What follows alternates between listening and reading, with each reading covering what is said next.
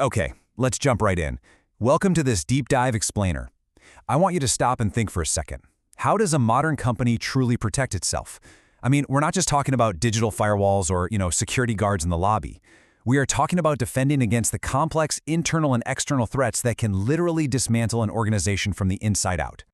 Today, we're tackling the compliance ecosystem, and my goal here is to totally transform how you view corporate compliance. Because far from being some boring, box-ticking legal obligation that just slows business down, a well-designed compliance program is actually this incredibly dynamic, empowering system. It's the absolute bedrock that actively protects a company's financial and reputational health. Okay, let's dive into this. Here's our roadmap for today. We're going to cover the value of internal control, effective reporting channels, fostering a culture without retaliation, fair investigations and sanctions, and finally, technology for compliance.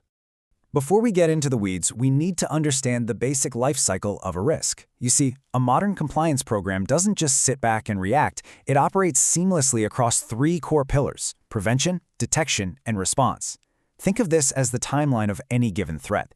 You obviously want to stop it before it happens, catch it early if it does slip through, and then deal with it decisively when it's found.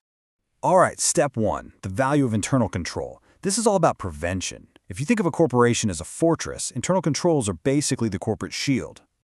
So, what is this shield actually made of? There are 5 essential tools you need to know here. We've got formal procedures, so everyone knows the rules. Opposition control, which just means duties are segregated so no single person holds all the cards. Restricted access to protect physical and digital assets, and traceability. That last one is huge, by the way. It guarantees that absolutely every single transaction leaves a clear documented footprint. But, even the best shields get bypassed sometimes. That brings us to Section 2, effective reporting channels. This is your detection phase. If internal controls are the shield, whistleblowing lines are the company's radar. And this brilliantly illustrates our point. The stats absolutely prove that reporting lines, those whistleblower channels, are hands down the best primary mechanism a company has to detect irregularities. They let a company catch unethical actions internally long before they blow up and hit the front page of the morning news. Now, for a bit of a reality check. When you look at what actually comes through these channels, experts usually see about a 70-30 split. So 70% of the reports might just be noise, personal gripes, misunderstandings, everyday HR issues.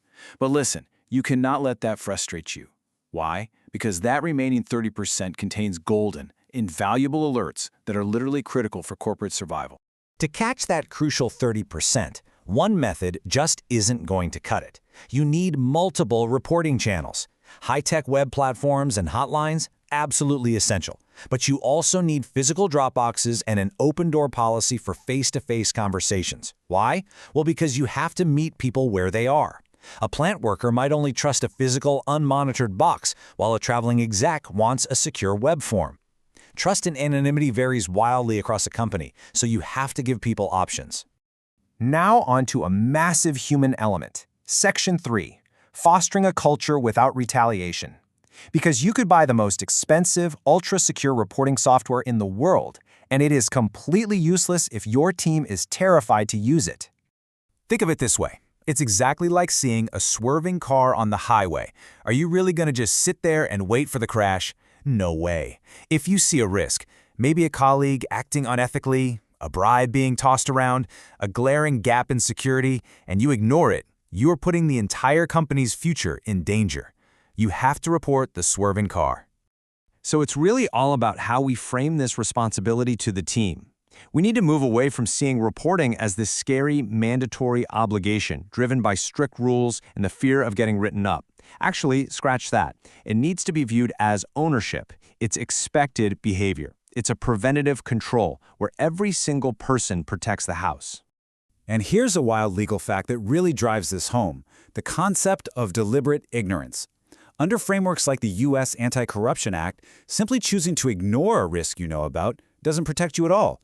Looking the other way is not a valid defense. It actually makes you directly liable.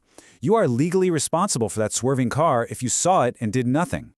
Okay, so a brave employee makes a report. We move from the shield and the radar to the sword. Section 4, fair investigations and sanctions. This is the response phase. Listen, a botched investigation will absolutely nuke any cultural trust you've built. Confidentiality is paramount here because it protects everyone. People usually think confidentiality is just there to keep the whistleblower from getting fired. But it's equally important to protect the reputation of the person being investigated. Because if that allegation turns out to be part of that 70% noise we talked about earlier, you've got to protect innocent people from having their careers completely ruined. To keep that trust alive, you need a rock-solid, zero-tolerance policy for retaliation. And that demands equitable accountability. If someone reports in good faith, they are untouchable, period.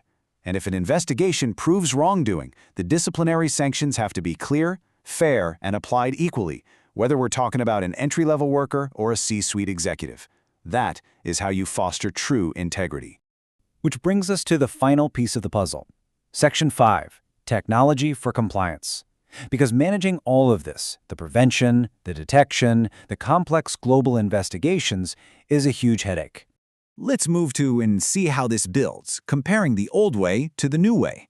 The old way of managing compliance was a total nightmare of manual tracking. That inevitably meant human error, lost emails from auditors, completely missed deadlines. The new way? It relies on powerful platforms like diligent entities. It's all about automation, cloud-based real-time insights, and creating one single, incorruptible source of truth for the entire organization. When you deploy the right legal tech, the benefits are just massive. You're getting real-time data for accurate risk assessment. You can instantly map out these super complex org charts and just automatically track your compliance deadlines. Ultimately, this frees up your internal teams from tedious administrative grunt work, right? It lets them pivot quickly and proactively track compliance at the actual speed of business. So I'll leave you with this final provocative thought. Does your compliance program evolve at the speed of your risks? A truly effective compliance ecosystem is never static. It's a living thing. It has to continuously adapt to changing regulations, fresh tech, and shifting business landscapes to protect the company's health. I really hope this explainer has given you the framework you need to completely rethink and elevate your own organization's setup. Thanks so much for learning with me today, and keep questioning the systems around you.